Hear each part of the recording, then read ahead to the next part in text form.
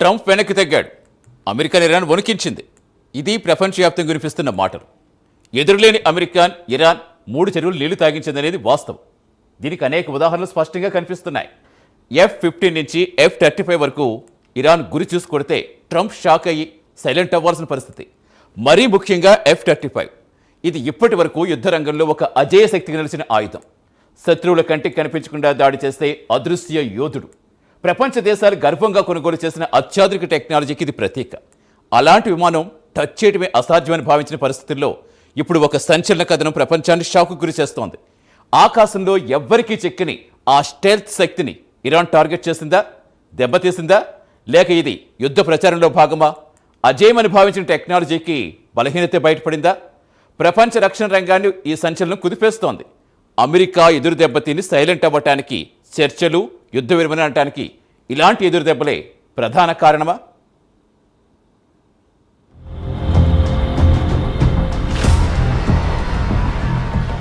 ఇన్నాళ్లు ఆకాశంలో అదృశ్యంగా విహరించే శక్తిగా పేరు తెచ్చుకున్న F-35 యుద్ధ విమానం శత్రువులు తాకడమే కాదు, ట్రాక్ చేయడానికి వీలు లేదన్న పేరు తెచ్చుకుంది.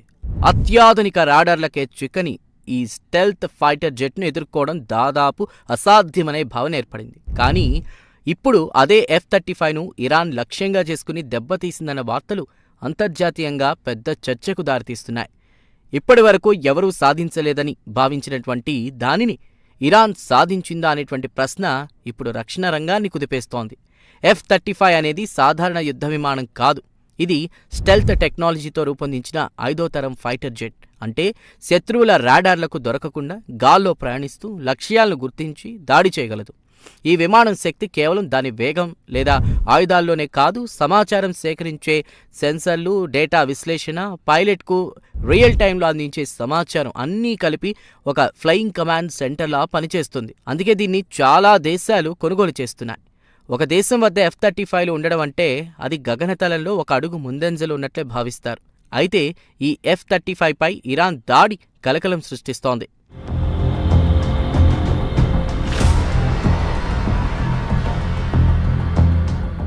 మరోవైపు ఇరాన్ ఈ దాడిని ఎలా నిర్వహించిందనే విషయంలో ప్రధానంగా హీట్ సిగ్నేచర్ ట్రాకింగ్ అనేటువంటి కాన్సెప్ట్ చుట్టూ చర్చ సాగుతోంది.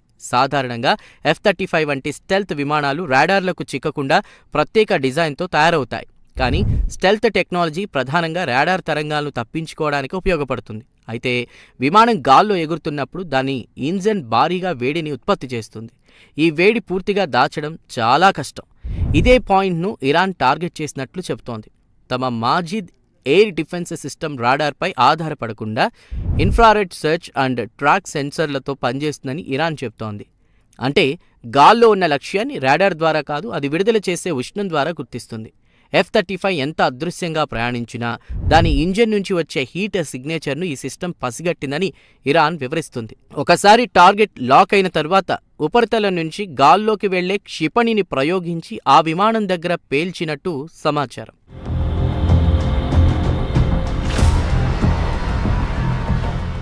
ఇక్కడ ముఖ్యమైన విషయం ఏంటంటే ఇది నేరుగా ఢీకొట్టే దాడి కాకపోవచ్చు. చాలా సందర్భాల్లో ఇలాంటి క్షిపణులు లక్ష్యానికి దగ్గరగా వెళ్లి ప్రాక్సిమిటీ డెటోనేషన్ ద్వారా పేలుతాయి.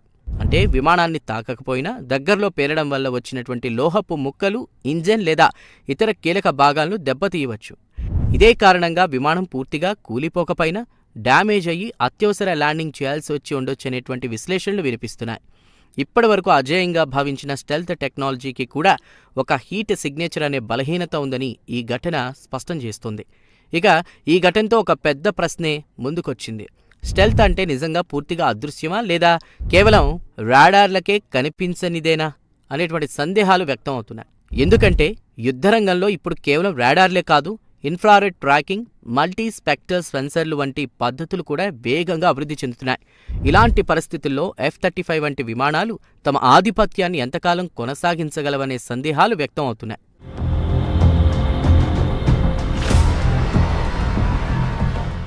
F-35 కేవలం ఒక యుద్ధ విమానం కాదు, అది అమెరికా సైనిక ఆధిపత్యానికి ప్రతీక. దాన్ని టచ్ చేయడమే కష్టమని భావిస్తుండగా ఇరాన్ దాడి చేయడంతో ఆ ఎఫెక్ట్ అమెరికా సైనిక ప్రతిష్టపై పడినట్లయింది.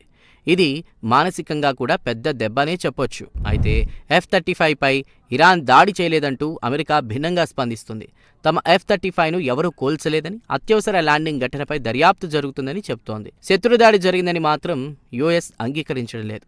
దీంతో ఈ సంఘటన నిజమా లేక ప్రచార యుద్ధంలో భాగమా అనేటువంటి దానిపై చర్చ జరుగుతుంది. అయితే యుద్ధాల్లో టెక్నాలజీతో పాటు ఇమేజ్ కూడా చాలా కీలకం. అదే ఇమేజ్ ఇప్పుడు ప్రశ్నార్థకంగా మారే పరిస్థితి కనిపిస్తోంది.